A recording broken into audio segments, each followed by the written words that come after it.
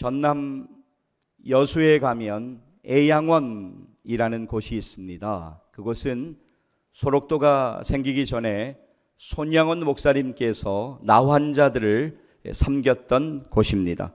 그곳 애양원에 가면 유리함 속에 손양원 목사님이 친필로 쓰신 감사헌금 봉투가 있습니다. 그 감사헌금 봉투에 목사님이 적은 글귀는 이렇습니다. 두 아들의 순교를 감사하며 1만 원 손양원. 그 당시에 손양원 목사님의 사례비는 80원이었다고 합니다. 그 특별한 감사헌금은 두 아들이 순교를 당하고 장례배를 마친 후에 손양원 목사님이 친필로 써서 하나님 앞에 드렸던 바쳤던 감사헌금입니다. 도대체 어떤 일이 일어난 것일까요?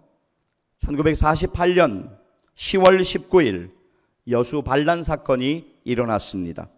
이 와중에 순천 사범학교를 졸업을 앞둔 손 목사님의 두 아들 동인 그리고 동신이 공산당에 체포되었는데 마지막까지 복음 전하다가 순교하고 말았습니다. 그때 손 목사님은 교회에서 기도를 하고 계셨는데 갑작스런 두 아들의 순교 소식을 접하고는 그 자리에서 하나님께 기도를 드렸습니다. 하나님, 뜻이 있어서 제 아들 둘을 불러가신 것으로 믿고 감사합니다. 그리고 이내 그의 기도는 이렇게 이어졌다고 합니다. 하나님, 내 두 아들을 죽인 사람 생명을 보존해 주십시오. 제가 전도하겠습니다. 그가 그대로 지옥 가서는 안 됩니다. 하나님, 저에게 그를 사랑할 수 있는 마음을 주옵소서. 손양원 목사님은 서둘러 미군 사령관을 찾아가서 두 아들을 죽인 공산당원을 용서해 줄 것과 그를 양자 삼을 수 있도록 청원을 하고 두 아들의 장례를 치루었다고 합니다. 사랑하는 여러분, 두 아들이 지금 죽었습니다. 두 아들이 죽었는데 이런 감사가 쉬운 것입니까? 아닙니다. 우리가 입장 바꿔 생각해 놓으면 이런 감사는 너무너무 어려운 것입니다. 오히려 원망하고 불평이 나와야 되는 것이 당연한 것입니다. 그러나 사랑하는 여러분, 오늘 우리가 좀 이 감사에 대해서 깊이 기억했으면 좋겠습니다. 오늘 우리가 꼭 기억할 것은 감사는 결코 하루아침에 이루어지는 것이 아니라는 것입니다. 평소에 감사의 훈련이 되어 있고 평소에 감사하는 사람만이 상황이 어려울 때 감사할 수 있는 것입니다. 손양원 목사님이 일제치하에서 신사참배를 반대하여서 무기 구금형을 선고받고 3개월이 지났을 때 가족들에게 다음과 같은 편지를 썼습니다. 하루라도 일찍이 가는 것이 자유할 것 같으나 오히려 여기에서 배울 점도 있어서 범사에 감사한다. 1943년 5월 20일 손양원 목사님이 옥고를 치르시는 동안 아내인 정량순 사모님께서 몸이 많이 아팠다고 합니다.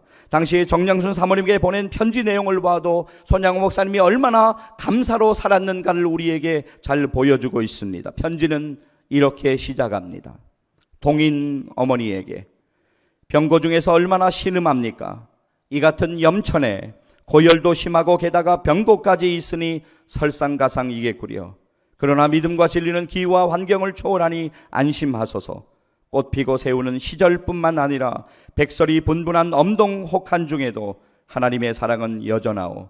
금전 옥루에서 잘 먹고 잘 살 때만 하나님을 찬미할 뿐 아니라 초가 삼간에서 못 먹고 병들었을 때도 하나님을 찬양해야 하오. 항상 기뻐하고 범사에 감사하소서. 1943년 8월 18일 손양원. 여러분, 도대체 어떻게 이런 감사가 가능했을까요? 그것은 그의 삶에 베풀어 주신 하나님의 은혜에 날마다 그 은혜를 기억하며 감사하며 살았기 때문에 평소에 작은 일에도 감사하며 살았기에 큰 위기 중에도 큰 감사가 가능했던 것입니다. 사랑하는 여러분, 지금까지 우리들의 생명을 오늘까지 연장시켜 주시고 오늘도 우리에게 호흡 주셔서 살고 있는 것, 이것은 전적인 하나님의 은혜입니다. 오늘 우리가 물과 공기와 햇볕을 받으면서 살고 있는 것은 하나님의 은혜입니다. 우리를 죽을 죄에서 살려주시고 하나님의 자녀 삼아주신 것은 하나님의 놀라운 은혜입니다. 빌리비 하워드가 이런 말을 합니다. 시련이 아무리 크다 할지라도 구원받은 모든 죄인들은 감사할 이유를 언제나 발견할 수 있다라고 그는 우리에게 이야기합니다. 성경은 또한 우리에게 이렇게 이야기합니다. 에베소서 2장 8절 말씀입니다. 에베소서 2장 8절 말씀 우리 같이 한번 한 목소리로 읽겠습니다. 너희는 그 은혜에 의하여 믿음으로 말미암아 구원을 받았으니 이것은 너희에게서 난 것이 아니요 하나님의 선물이라. 아멘. 이 시간 여러분에게 질문 하나 드리고 싶습니다. 하나님의 은혜에 감사하며 살고 있습니까? 하나님의 은혜에 감사하며 살고 있습니까? 하나님의 은혜에 감사하며 살고 있습니까?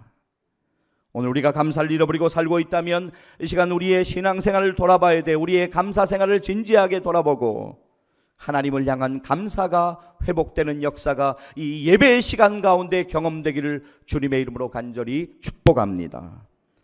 여러분 가장 최근에 감기를 앓으신 것이 언제입니까? 오늘 일부 예배에 참석한 우리 고3 학생 한 명이 감기를 또 심하게 앓고 있더라고요. 네, 여러분 감기를 우리가 앓을 때가 있어요. 감기라고 하는 것은 면역력과 깊은 관계가 있는 것 우리가 잘 알고 있습니다. 실제로 면역력이 떨어지면 감기에 걸리기가 쉽고 잘 낫지가 않습니다. 우리는 마음의 감기 또 영적인 감기가 걸리지 않도록 조심해야 합니다. 그래서 우리의 영적인 면역력을 날마다 유지하기 위하여서 말씀과 기도와 말씀으로 우리를 무장해야 합니다. 오늘 그렇다면 우리 하나님의 말씀을 좀 이 시간 믿음으로 붙잡았으면 좋겠습니다. 베드로전서 5장 7절 말씀입니다. 성경은 우리에게 이렇게 말씀합니다. 함께 읽습니다. 너희 염려를 다 주께 맡기라. 이는 그가 너희를 돌보심이라. 아멘. 너희 염려를 다 주께 맡기라. 이는 그가 너희를 돌보심이라. 사랑하는 여러분, 이 말씀을 믿음으로 붙잡으십시오. 그렇다면 오늘 우리의 본문 말씀도 또한 믿음으로 우리가 붙잡기를 원합니다. 빌립보서 4장 6절 말씀 우리 화면 보면서 함께 읽으시겠습니다. 아무것도 염려하지 말고 다만 모든 일에 기도와 간구로 너희 구할 것을 감사함으로 하나님께 아뢰라. 아멘.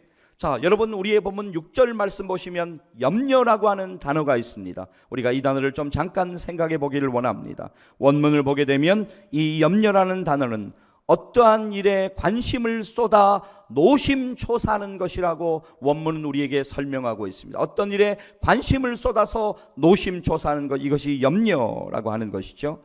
다시 우리의 본문 보시면 성경은 이렇게 말씀하고 있습니다. 아무것도 염려하지 말고, 헬라어로 메덴 메림나테, 이것은 금지를 나타내는 현재 명령형으로 염려를 중단하라 라고 하는 뜻을 가지고 있습니다. 염려를 중단하라. 그러니까 어떠한 일에 관심을 쏟아서 우리가 걱정하고 초조해야 하는 것을 중단하라고 하나님은 우리에게 말씀하십니다. 그것으로 끝이 아닙니다. 염려에 관한 중요한 해결책을 말씀하십니다. 그것은 바로 기도와 간구입니다.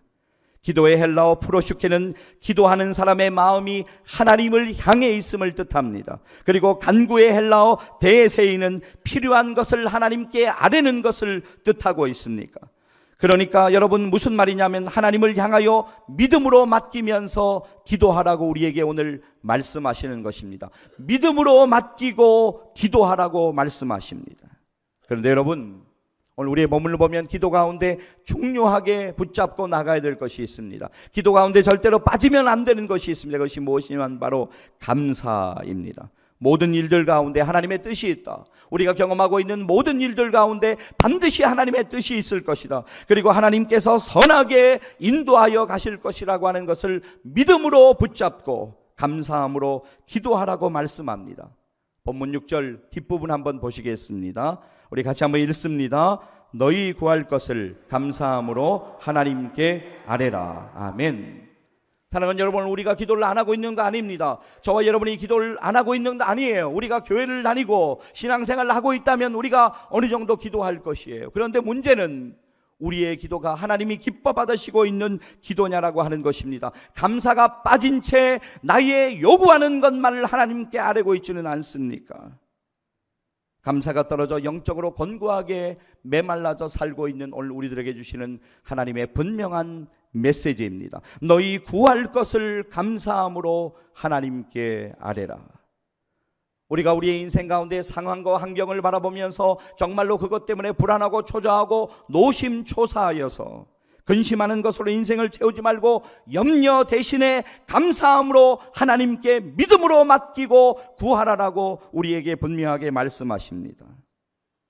여러분, 우리가 평안을 누리고 살기를 우리도 원하지만 하나님이 우리를 향하여 간절하게 원하고 계세요. 우리의 인생이 평안을 누리고 살기를 말입니다.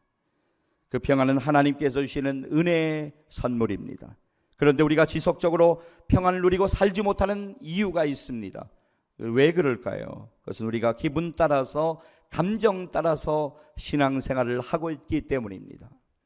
여러분, 솔직히 그렇지 않습니까? 오늘 우리가 진짜 기분 따라 그리고 감정 따라 신앙생활을 하고 있는 것이 맞아요. 그러니까 우리가 영적으로 곤고하다고 이야기해요. 영적으로 피곤하다고 이야기해요. 영적으로 나에게 회복이 필요하다고 이야기합니다. 그런데 중요한 것은 그렇게 이야기만 하고 진짜 중요한 알맹이가 없다라고 하는 거예요. 우리 스스로 참나 영적으로 곤고하다, 영적으로 회복돼야 된다, 그런 말은 이야기하지만 실제로 우리들 가운데 주님과의 영적인 진정한 깊은 교제가 없으니까 당연히 영적으로 곤고하고 당연히 영적으로 메말라 있고 당연히 영적으로 방황하고 있는 것입니다. 여러분, 오늘 우리가 신앙생활하면서 가장 조심해야 되는 것은 우리의 기분 따라서, 우리의 감정 따라서 신앙생활을 하고 있는 우리의 모습이라고 하는 것입니다. 여러분, 오늘 주님과의 교제가 지속적으로 그리고 건강하게 주님과의 영적인 교제가 이루어지고 있습니까? 여러분, 우리가 이것이 얼마나 중요하냐면 동일한 상황이에요. 그러나 우리가 주님과 영적인 교제를 경험할 때 동일한 상황이지만 우리는 믿음의 눈, 영적인 눈을 뜨고 그 상황을 바라볼 수 있습니다. 그러면 도저히 그럴 수 없는 상황 가운데 우리는 믿음으로 기도할 수 있습니다. 그리고 우리는 믿음으로 하나님께 감사할 수가 있는 것입니다.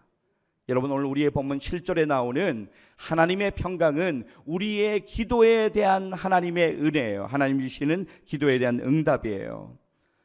하나님의 평강이라고 하는 것은 성령께서 우리의 마음에 부어주시는 평안한 은혜를 이야기하고 있습니다.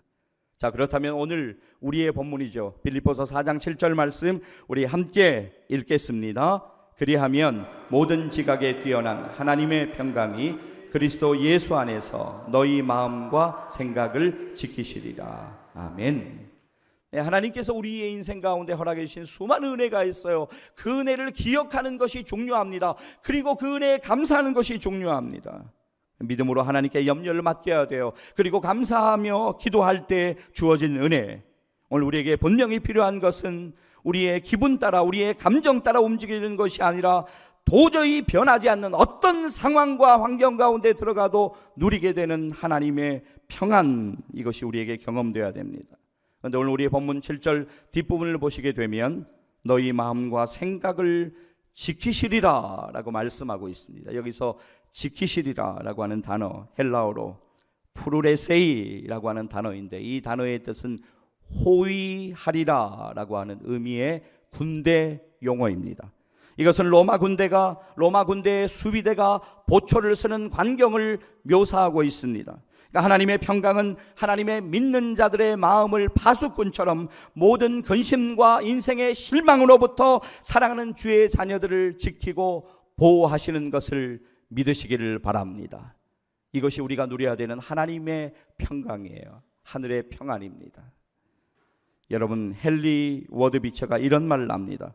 감사는 영혼에서 피어나는 가장 아름다운 꽃이다. 저는 이 말을 참 좋아합니다. 여러분, 그렇습니다. 감사라고 하는 것은 우리의 영혼에서 피어나는 아름다운 꽃입니다.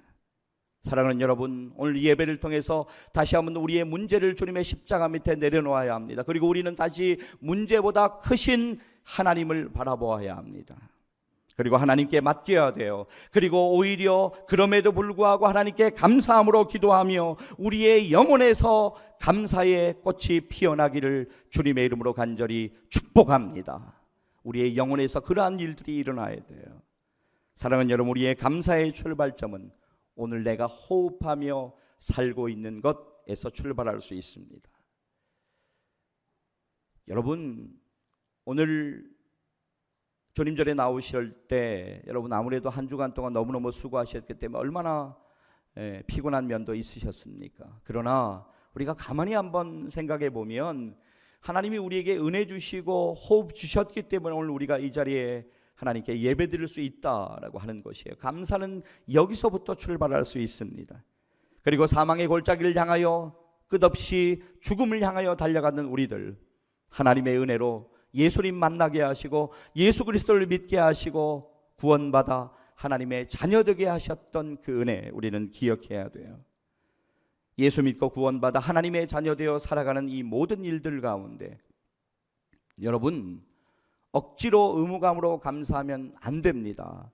왜냐하면 억지로 의무감으로 감사하면 우리의 마음에 기쁨이 없이 하나님께 감사드리는 거예요. 하나님의 은혜를 기억하고 감사해야 돼요.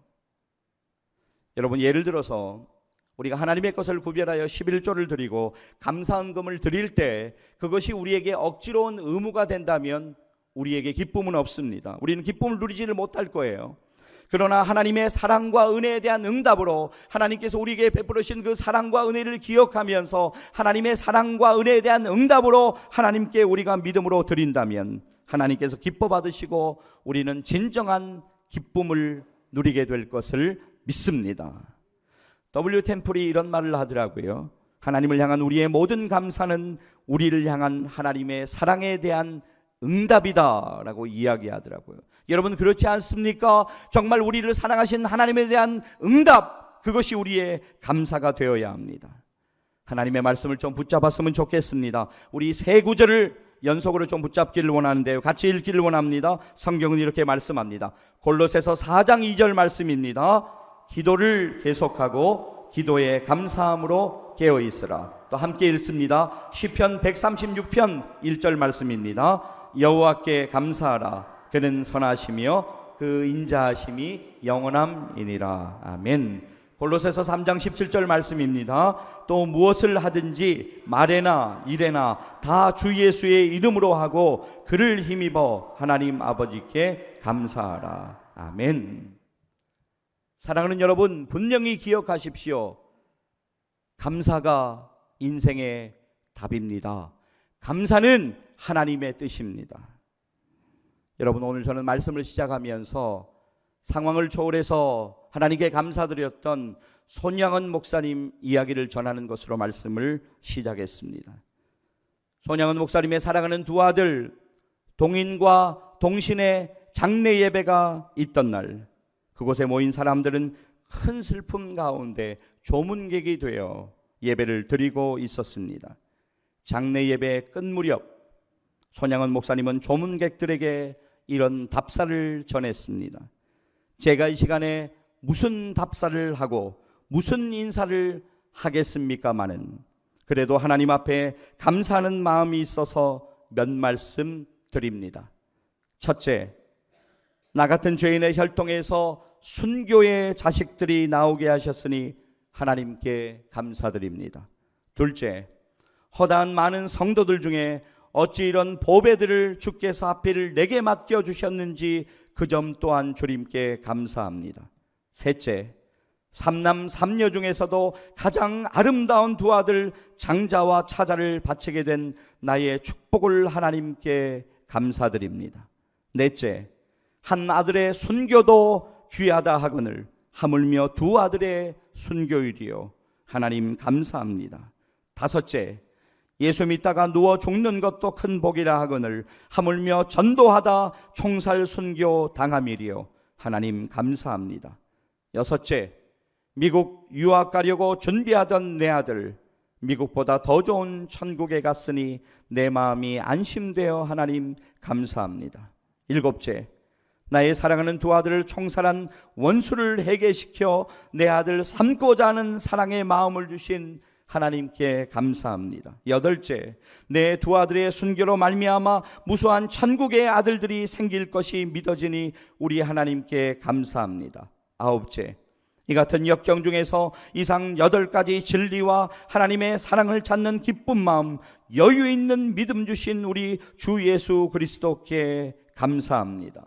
10번째, 이렇게 과분한 축복 누리게 되는 것을 감사합니다.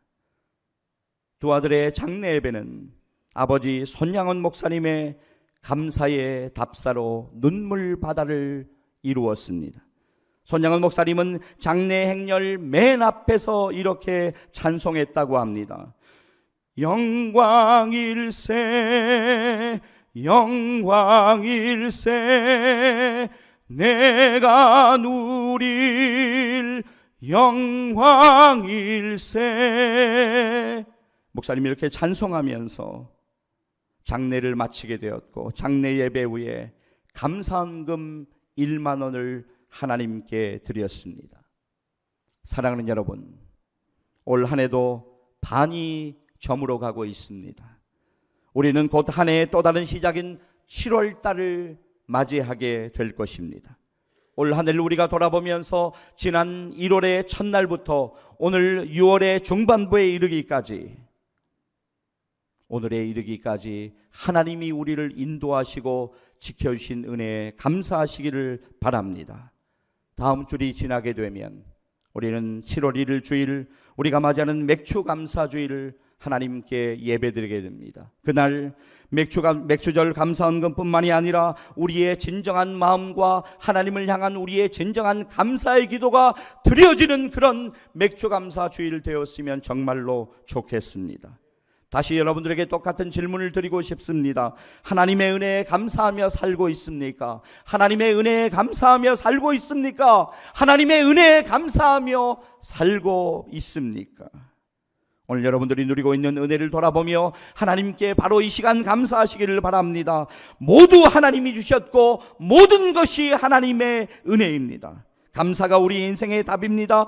그것이 우리를 향하신 하나님의 뜻입니다. 기도하시겠습니다.